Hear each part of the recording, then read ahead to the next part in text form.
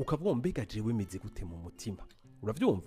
Mbega jewe mfise ivyifuzo ibihe mu mutima, mbega jewe ndakunda, sifo gukunda abantu, eske ndabakunda vy'ukuri, eske hari abo nkunda basi, uravyumva?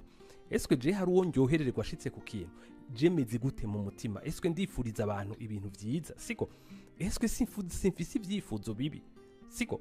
Ivyo bintu vyose ni ibintu dukuriye gusuzuma tukara ntituvyirengagize, kuko wewe uravyirengagiza ukibaza ngo uriko uratera imbere, ariko navyo biriko bitera imbere indani muri wewe. Bisigura yuko umunsi bisohotse, umunsi bipasutse, umunsi bikoze ico bikora, biragusamburira ibintu vyose wubatse kuva kera, birakononera ibintu vyose wubatse kuva kera.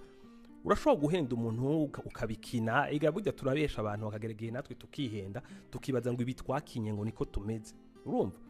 Ugaca usanga rero abantu uriyangajije mu buzima, muri business n'umuntu, uriyangajije mu rugo n'umuntu, uriyangajije niyo apparence, mugabo umuntu nimwabana byakwera uzoruha kubona we wakweri. Hari ngiye burya abantu benshi bakunda kuvuga ngo nasanze hari ampenze ngo ntameze kuko yari yanyiyeretse, kumbe ugasanga siwe wenyene yahenze, nawe yarihenze, nawe ntazi wewe wakwera uwari we mu bisanzwe, siko?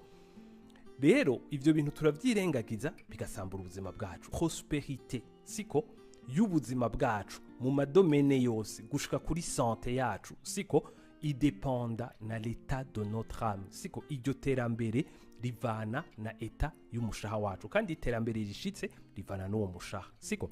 Rero ntidukuriye kuba abantu birengagiza indani, siko? Kandi indani ntimwaze ngo nivyo navuze ngo vy'ugukunda abandi no kugira iki gusa, no. Hariho nk'aba complexe ufise kwavuga uti jewe turetse byo guhenda mvuye mu bantu nkiraba je nyene ndigaya siniyemera na boro ndisuzugura, numva ataco ndi, numva ataco maze, uravyumva? Canke je mfise igicapo kibi canje, siko? Hari n'abakubwira ati je narigeze gukora ikintu kibi ndiyagiriza gushika ubwo namanumva ko Jesu ndi muntu aberewe gushikwa n'ibintu vyiza mu buzima.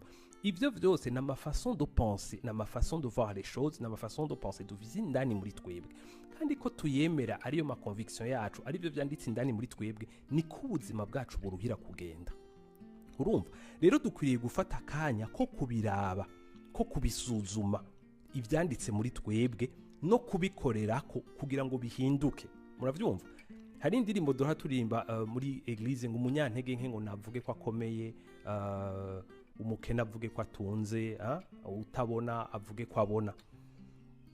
Akantu gahora kantera un peu utubaza aho hantu nako kuvuga ngo par exemple ngo umukene avuge ko atunze, ugasigara wibaza ati mugabo kameme n'umukene, urumva? Rero navuge ko atunze mugabo n'umukene mu mwisi umukene, siko? Rero ugaca usanga nibi ni ibintu dupfa kuvuga umenga uratuye, me au fond